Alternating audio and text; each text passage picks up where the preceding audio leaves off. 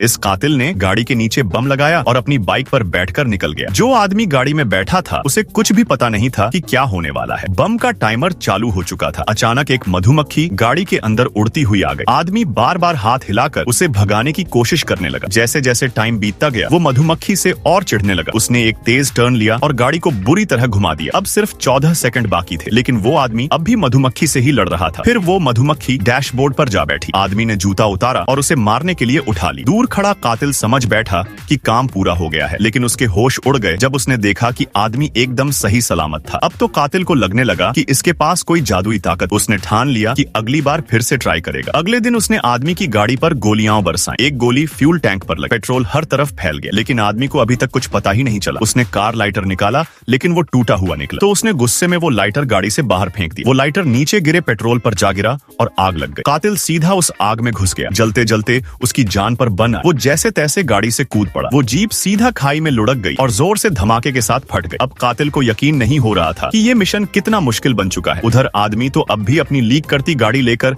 आगे बढ़ रहा था। बॉस ने अब अपना सबसे खतरनाक हत्यारा भेजने का फैसला लिया। कुछ देर बाद आदमी एक पेट्रोल पंप पर पहुंचा। वो टॉप असैसिन भी उसका पीछा करते हुए वहां पहुंच गया। उसने चाकू निकाला और अपने हाथ की निशानियां दिखाई, हर एक कत्ल का सबूत। उसने कहा कि ये काम तो उसके लिए बच्चों का खेल है, पर आदमी तो अब भी कुछ समझ ही नहीं पा रहा था। उधर एक पेट्रोल पंप वाला आया और गाड़ी के फ्यूल टैंक में जो छेद था उसमें च्यूइंग गम भर दी। वहीं आदमी बाल धोने के लिए वाटर गन से पानी डाल रहा था। उसे पता ही नहीं था कि कातिल धीरे धीरे उसके पास आ रहा है। हाथ में बेहोश करने वाला कपड़ा ली, लेकिन जैसे ही वो हमला करने गया वो कपड़ा हवा में उड़कर सीधा उसके अपने ही मुंह में चला गया। आदमी एक बार फिर किस्मत से बच निकला। कुछ घंटों बाद वो कातिल होश में आया, लेकिन गलती से उसने अपने ही चाकू का सीक्रेट ट्रिगर दबा दिया और उसी वक्त उसकी मौत हो गई। अब बॉस का पारा 7वें आसमान पर था। उसने 5 और एजेंट्स भेजे उस आदमी को पकड़ने के लिए, यहाँ तक कि उसके आसपास निगरानी रखने के लिए गार्ड्स भी तैनात कर दिए। लेकिन अचानक उस आदमी ने जबरदस्त ताकत दिखाई। उसने रस्सियां तोड़ दी और खिड़की से छलांग लगा। उसने एक गार्ड को बांध दिया, तभी दूसरा गार्ड आ गया। आदमी ने हाथ उठाकर सरेंडर करने की कोशिश की, लेकिन गलती से उसकी एक हरकत से